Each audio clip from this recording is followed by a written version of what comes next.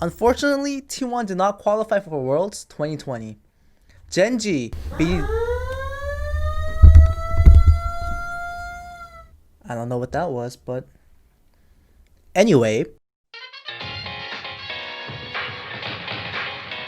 Here's another one. Unfortunately, T1 did not make Worlds 2020. DWG, Genji, and DRX all beat them to the punch. T1 finished 4th in the LCK. So what exactly happened to them this season? And what does this mean for the future of T1?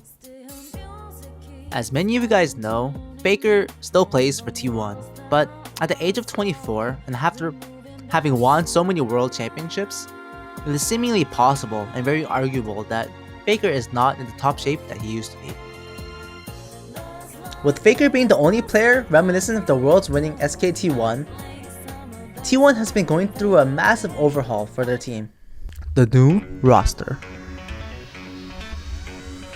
This season marked a transition period for T1. No longer can the team solely rely on the more experienced players to carry them, such as Teddy and Faker. They gave young, new trainees an opportunity to dip their feet in competitive League of Legends. The team carefully picked out new members, most of whom were raised and trained under T1. Kana, their top laner, Effort, their support, Gumayushi, their AD carry, Closer, their mid, and Elim, their new jungle. This effectively marks a 5-man of new players for T1. Kana and Effort both debuted during the Kespa Cup earlier this year. Kana has already earned himself a great reputation on the LCK, while Effort also makes or breaks the team composition with his support. Both players acquired invaluable experience this season and stand true to the T1 brand name. Elim, to be frank, has not been performing since his debut.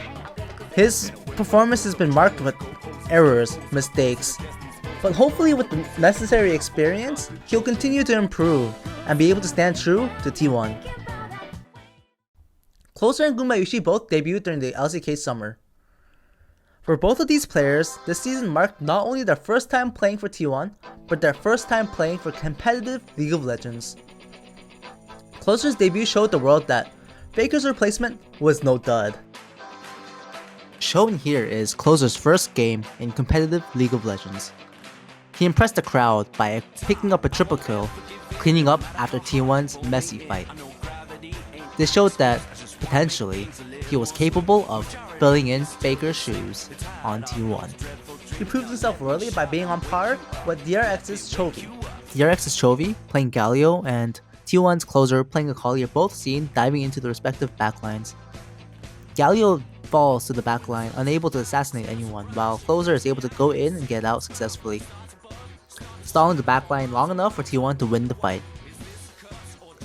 Of course, this is not a direct mid lane comparison. Both mid laners play very differently, but the fact that DRX's Chovy died and Closer managed to poke the enemy backline alongside Escape shows that Closer was more than able to keep up with Chovy in the mid lane. Against DWG's Showmaker, Closer is seen visibly improving, adapting to the matchup.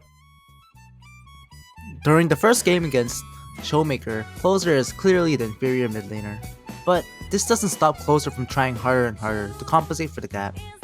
Throughout the games, although T1 did lose against DWG, Closer is seen adapting to the matchup, learning as he plays.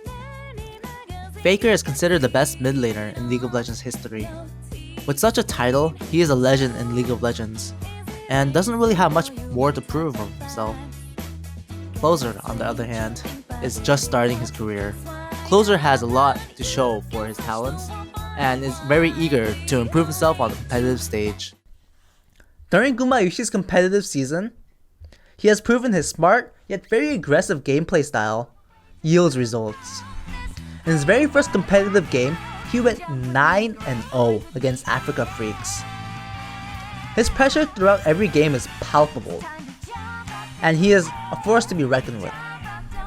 Both players, during their initial debut, ranked number 1 on Naver's search engine, which is essentially Korea's Google.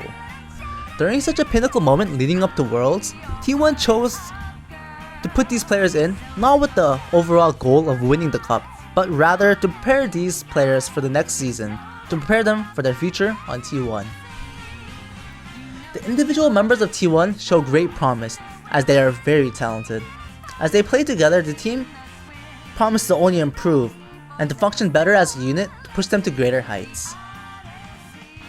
Have hope for T1 as they will definitely come back stronger next season. This is Cheerio with the Game Haus. Until next time.